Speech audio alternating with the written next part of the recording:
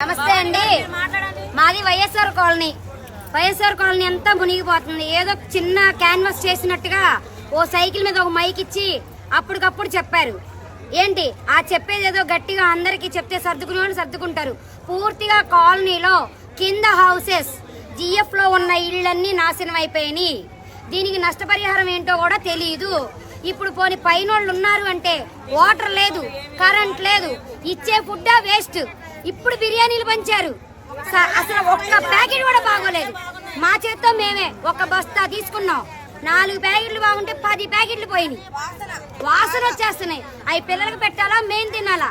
పోనీ వాటర్ ఎక్కువ వస్తుంది, మీరు ఉండండి లేకపోతే మీరు వెళ్ళిపోండి అని ఒక మాట కూడా లేదు. ఏది చెప్పట్లేదు. జాగ్రత్తగా ఉండండి మీకు అది వస్తుందని చెప్తున్నారు. వెళ్ళిపోవాలా ఉండాలా? ఉంటే ఏంటి?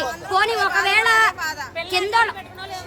కిందోళం ఉన్నాం, మా సామానం తీసుకొచ్చి ఫస్ట్ ఫ్లోర్ లో పెట్టుకొని ఏదో బతుకుతున్నాం.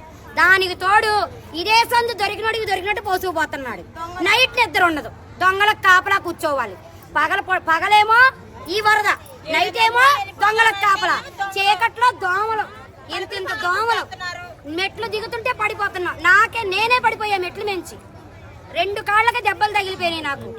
ఇప్పుడు కాళ్ళు 2 పాసిపోయి